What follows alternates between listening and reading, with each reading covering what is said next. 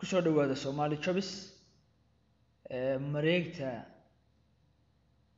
soo bandhigta fursadaha shaqo iyo fursadaha kale ee u bannaan Soomaalida. Somali Jobs waxay isku xidhaa shaqo raadiyaha iyo shaqaaleeyaha hadday noqoto hay'adaha caalamiga iyo kuwa kale localka ah iyadoo marka aanay cidi u dhaxayn. Job seekersku way isdiiwaan gelinayaan CV-goodana way ku boos galayaan, way soo geliyaan mareegta. Employerskuna shaqooyinka ay soo xayeysiiyaan isla markaana CV-yada job seekerska ayay daalacdaan markaas ay la xiriiraan hadba potential job seekerka. haddaba haddii ay doonayaan employersku ama hay'adaha caalamiga ahi ama kuwa guduhuba in ay shaqo soo geliyaan mareegta waxay samaysanayaan username iyo password. dabadeed userkooda ayay gelinayaan halka employer menu-ga. Userka marka ay geliyaan waxay odhanayaan login.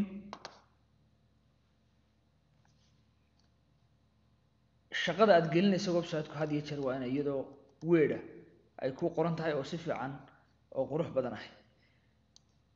mareegtii marka ay ku soo baxdo aad gelisay userka iyo password-kaaga waxa ku soo baxaya employer menu u gaara employerka. waxaad arkaysaa ARC oo aynu userkeedii isticmaalayno shaqooyinka ay soo xayeysiisay dadka ay u soo gelisay mareegta. si haddaba shaqo cusub aad u soo boos garayso waxaad dooranaysaa boss new job. dabadeed waxaad soo qaadanaysaa title-kii shaqada. shaqadeedii oo kan title-keedu yahay. had iyo jeer waxaad raacinaysaa location-ka shaqadu ay tahay. waxaana lagu talinayaa in had iyo jeer title-ku uu noqdo mid xarfaha hore oo keliya ay yihiin capital. title-ka soo koobiyey mareegtii noo geli halkii job title-ka. shaqadani ma internship ama full time ama part time dooro nooc ay tahay. location-ka halkee ayaa shaqadan laga shaqeynaya waan ku dhufanaya. magaalada aad doonayso saddex xaraf ee horeeya qor.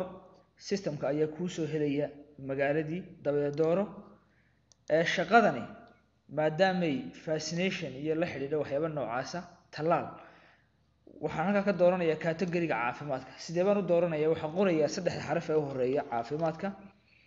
dabadeed wuxuu isiinayaa category pharmaceutical medical healthcare mid unbuu noqonaya. dabadeed dooro. halkaa waxaad ka dooran kartaa as many categories shaqadaasi ay sii hoos gelayso. description-ka waxaad gelinaysaa faahfaahinta shaqadii adigoo had iyo jeer faahfaahinta ka bilaabaya meel 3 line ah ilaa 3 line qoraal ah saa u koobiyey. dabadeed ku noqo halkii description-kii right click samee waxaad soo dhigtaa qoraalkii position-ku lahaa. shaqadu sida muuqata waxay dhacaysaa 29 March. publish date-ka maanta la publish gareynaya. had iyo jeer time zone-ka wadamada kala duwan darteed mar kasta waxaad dooranaysaa maalin ka horeysa date-ka maanta. tusaale ahaan oo kale maanta waa 20 waxaan leeyahay publish gare 19 March.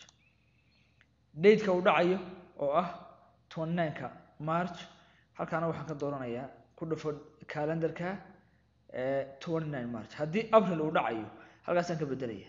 halkana dib baan uga noqonayaa waxaan leeyahay 29 March. apply instructions-ka ku dhufo sida loo apply garanayo oo halkan ku qoran soo koobiyey. dabadeed halkan inoo soo dhig.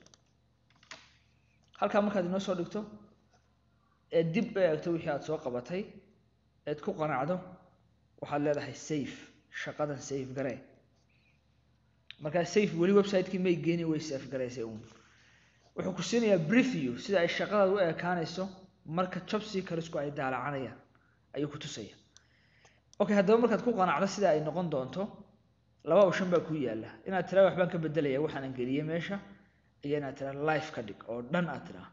mar haddii aan dhan idhaahdo shaqadaasi waxay geli doontaa marka website-kii oo waxay noqonaysaa mid live ah. wuxuu kuu sheegayaa in shaqadii la boos gareeyay. si aad u eegto waxaad ku dhufanaysaa home.